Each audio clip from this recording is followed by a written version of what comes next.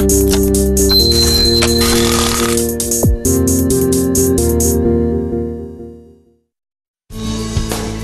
헤드라인 뉴스입니다.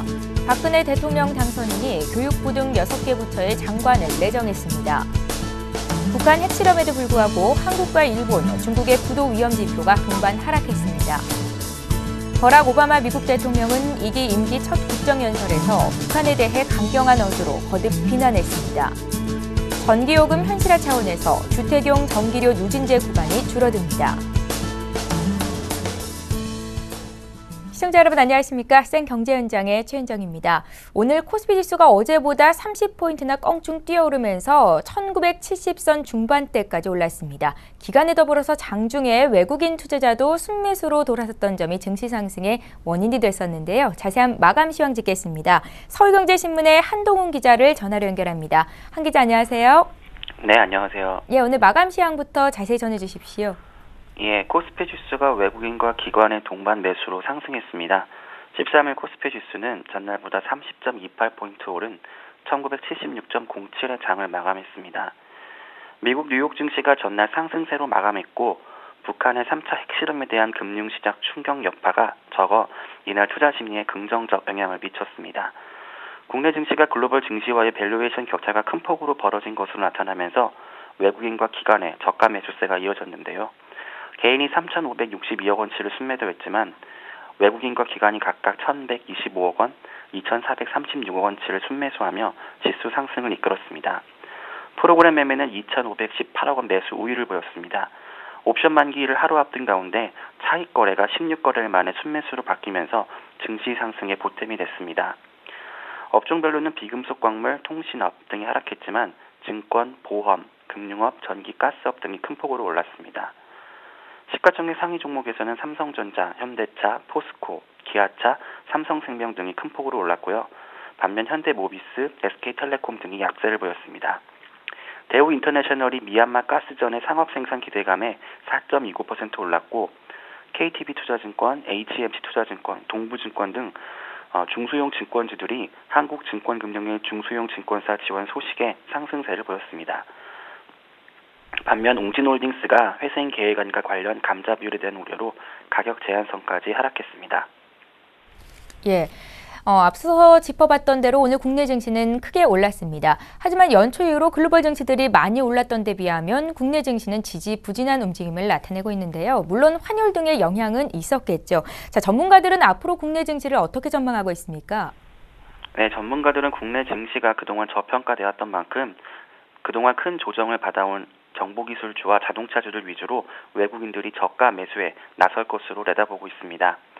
금융투자업계에 따르면 12일 기준 모건스탠리 캐피털 인터내셔널 전 세계 지수 대비 국내 증시의 12개월 주가 수익 비율, 즉 PER은 그 할인율이 세계 금융위기가 일어났던 지난 2008년 평균의 2배에 가까운 34.98%에 달했습니다.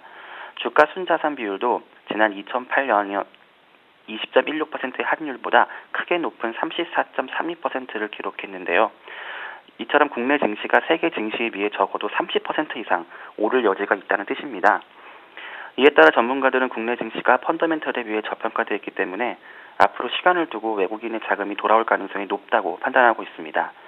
특히 뱅가드 펀드의 지수 변경에 따른 자금 유출이 어느 정도 진행됐기 때문에 국내 증시에 미치는 영향은 점차 줄어들 것으로 내다보고 있는데요. 박연채 키움증권 리서치 센터장은 국내 증시가 뱅가드 펀드의 벤치마크 변경과 엔화 약세의 과도한 반응을 보이며 글로벌 증시에 비해 많이 오르지 못했다며 뱅가드 펀드의 물량 매도는 점차 줄어들 예정이지만 전 세계 이머징 마켓 펀드들로 자금이 꾸준히 유입되고 있기 때문에 외국인과 기관이 다시 수급의 방향을 돌린다면 코스피 지수가 글로벌 증시와 동조화를 보이며 상승세를 탈 가능성이 있다고 설명했습니다. 예, 오늘 증시 관련된 소식은 한동훈 기자에게 들어봤습니다. 잘 들었습니다. 네.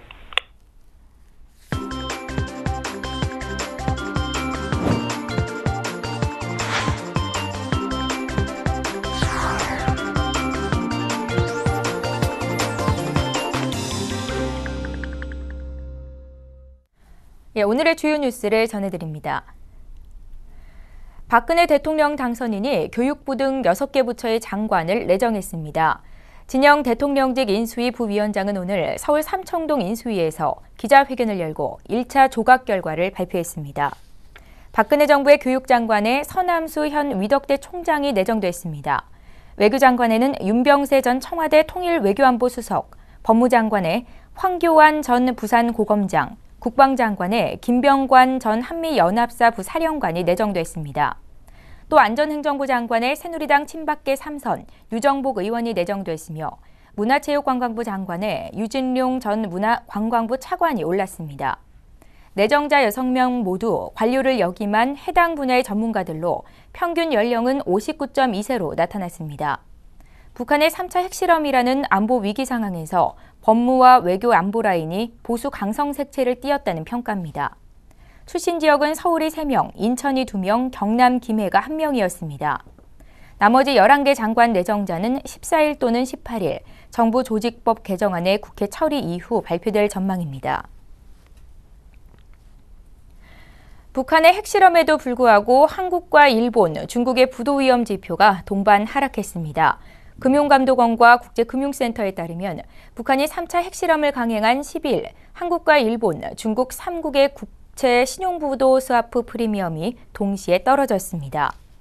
한국의 CDS 프리미엄이 11일 69.0bp에서 10일 67.5bp로 낮아졌으며 일본은 73.9bp에서 72.7bp로 하락했습니다. 중국도 67.0bp에서 66.5bp로 내렸습니다. 특히 한국과 일본의 부도위험 지표는 넉 달째 역전 현상을 이어갔습니다. 작년 무디스와 스탠더드 앤드 푸어스, 피치 등 세계 3대 신용평가사가 한국의 국가 신용 등급을 일제히 상향 조정한 이후 한국의 부도위험은 크게 줄었습니다.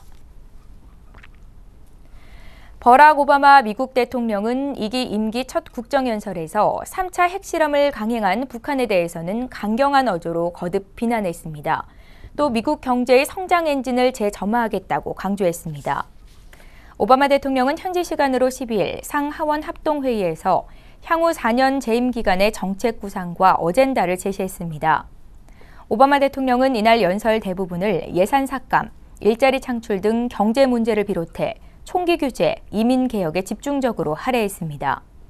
경기 부양을 위해 최저임금 20% 이상 인상하는 한편 도로와 교량 건설 부문에 50억 달러를 투자하고 건설 고용 프로그램에 150억 달러를 투입하겠다고 밝혔습니다. 오바마 대통령은 북한의 전날 3차 핵실험과 관련해 북한 정권은 국제 의무를 준수함으로써 안정과 번영을 얻을 수 있으며 도발 행위는 자신만 더 고립시킬 것이라고 경고했습니다. 전기요금 현실화 차원에서 주택용 전기료 누진제 구간이 줄어듭니다. 국회에 따르면 지식경제부는 주택용 전기요금 누진제 개선 방안을 포함한 전기요금 관련 현안을 최근 국회 지식경제위원회 무역에너지소위원회에 보고했습니다. 지경부는 현재 6단계로 나뉜 주택용 전기요금의 사용량 구간을 3에서 5단계로 줄이겠다고 누진제 개편 방향을 설명했습니다.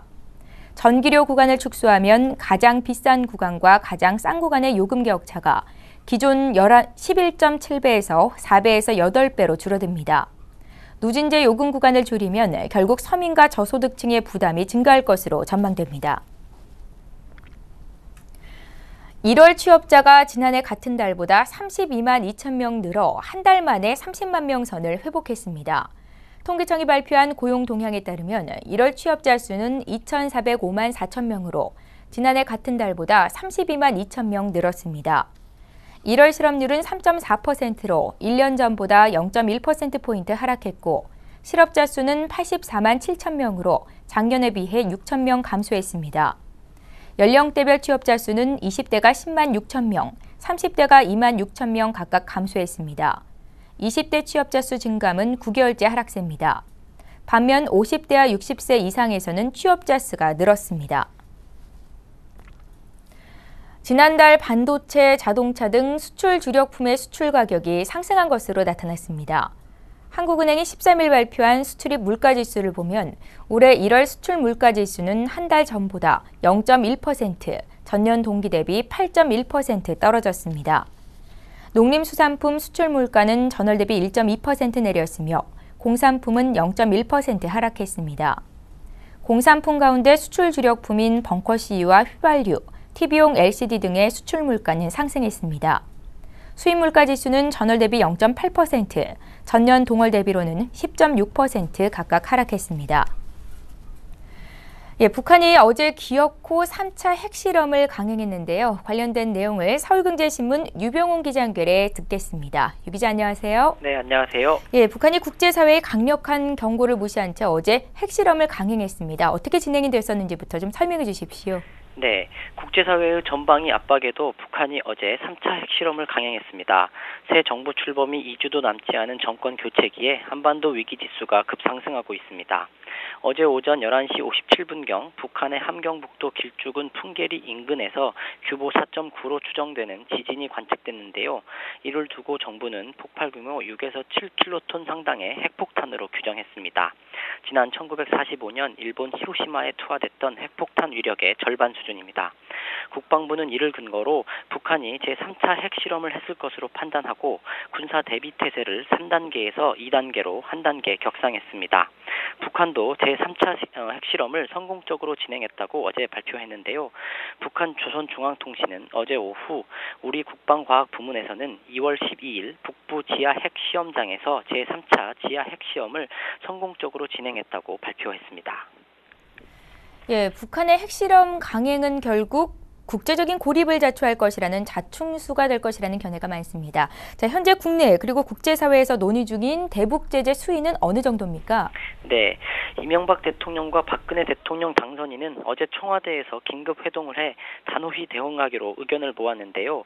두 사람은 북한이 국제사회의 거듭된 강력한 권고에도 불구하고 핵실험을 강행한 것이 국제사회로부터 고립을 자초한 것이라는 데 의견을 같이 했습니다. 이에 따른 군사적 강경 대응 움직임도 서두르고 있는데요. 오늘 국방부는 북한의 제3차 핵실험에 따른 군사 대응 조치의 하나로 2개의 크루즈 미사일 실전 배치 사실을 확인하고 조만간 공개키로 했습니다. 군이 추가로 공개할 순항 미사일은 한국형 구축함에서 발사하는 함대지 순항 미사일과 1800톤급 잠수함에서 쏘는 잠대지 순항 미사일 등 두 종류입니다. 박 당선인도 대북 정책을 강경 노선으로 선회하는 기류입니다. 박 당선인은 오늘 오후 대통령직 인수위원회 외교국방통일분과 업무보고를 받으면서 북핵에 대한 국제사회의 강력한 제재를 강조하는 등 북핵 불용 의지를 밝히면서 강경 대응을 분명히 했습니다.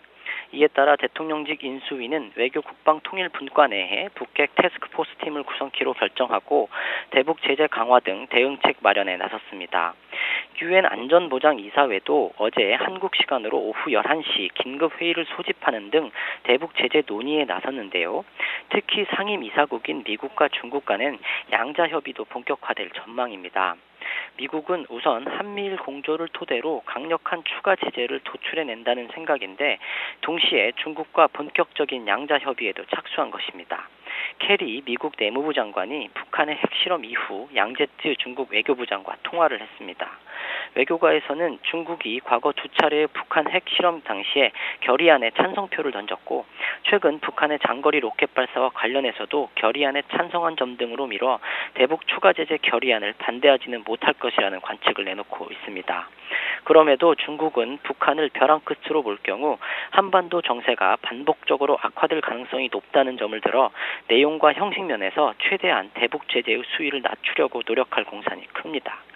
이 밖에 현재 50여 개 국가와 5개 국제기구가 북한의 3차 핵실험에 대한 비판 성명을 발표했다고 외교통상부가 오늘 밝혔습니다.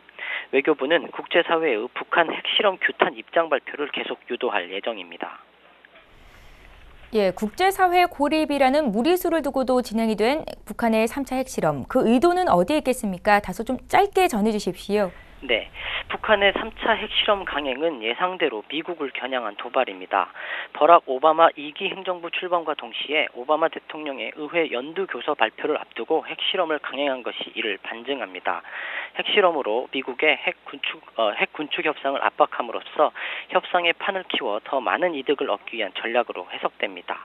아울러 내부적으로는 김정은 체제가 출범과 함께 강성대국 건설을 선언한 상황에서 군사 강국 이미지로 핵 보유국임을 가시함으로써 동요하는 체제의 확립과 내부 결석을 다지기 위한 포석으로도 분석됩니다. 예, 정치부의 유병훈 기자와 함께했습니다. 말씀 잘 들었습니다. 네, 고맙습니다.